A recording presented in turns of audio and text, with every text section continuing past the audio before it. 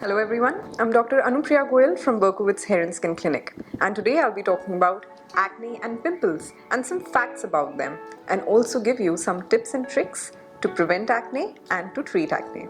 Acne is one of the most common problem globally, and it not only affects one's psychological development, but it also affects a person's self-esteem, not just in teenagers, but also in adults. So it is important to identify it as early as possible and treat it effectively to prevent the formation of scars or any unsightly pigmentation.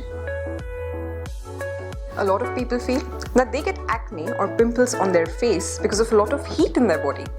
Well, heat in your body can increase due to fever, exercise, or thyroid problems.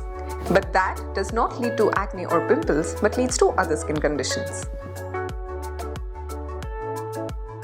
Impact of diet on acne is a very controversial subject. There have been a lot of studies which link the cause of acne to be dairy products and even products with high glycemic index, that is, food containing high sugar content and high fat content. They can be aggravating factors in people who are already prone to acne. But are they the main cause of acne? Well, this requires deeper studies. What I would recommend is that you should make a food diary and note down the products which aggravate your acne. If there is any particular food which causes an increase in acne, you should avoid eating that food. A lot of patients come to me saying, "Doctor, I've got some eruptions on my face because I've been having a stomach infection since the past few days."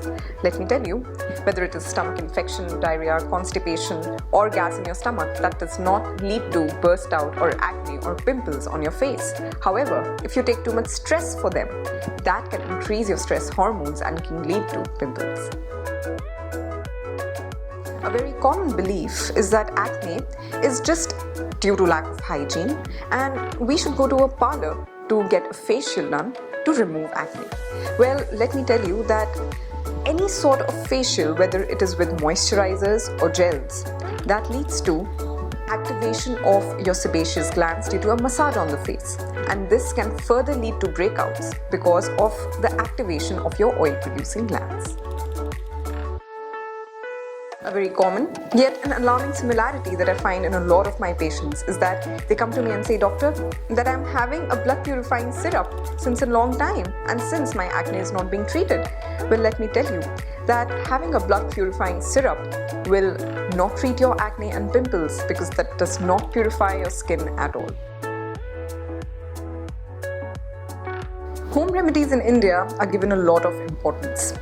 Definitely some of them are very effective, but a concoction of home remedies, putting multani mitti one day, turmeric the other day, putting malai on your face on the third day, this can really make your skin sensitive and further dry. What I would recommend is that you must go to a doctor, take a proper treatment for your acne, and then try 1 or 2 maximum home remedies at home after consulting with your doctor, because none of the home remedies have any proven studies about them. A very common myth is that people believe that I don't get pimples, I just have blackheads, which is dirt trapped inside my skin. Well, blackheads and whiteheads, also known as open and closed comedones, are the initial stages of acne and they should also be treated. Application of a moisturizer is an extremely important step in the treatment of acne. A lot of people think that by applying a moisturizer, they make their skin further oily, which leads to further acne. And they've come to me and tell me, "The doctor, we are not applying any moisturizer or any cream on our face and still we are getting acne." Well, let me tell you that to make the treatment of acne more effective, a moisturizer is extremely important because any oral or topical medication for acne leads to dryness and makes your skin more sensitive, which is taken care by a moisturizer. However, a specific kind of moisturizer which is recommended by your doctor should only be used. Any thick consistency moisturizer can block your pores and can further lead to breakouts. Acne is not just a common finding in teenagers, but it is also commonly seen in adults of the age group of 30 and 40.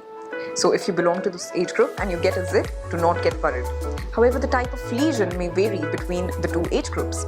In teenagers, the type of lesion is usually a blackhead or a whitehead, which further becomes a pustule or a pus-filled pimple. However, in adults, the occurrence of blackheads and whiteheads is lesser as compared to teenagers, and they usually get a pus-filled lesion or a pustule or a bump, that is a nodule.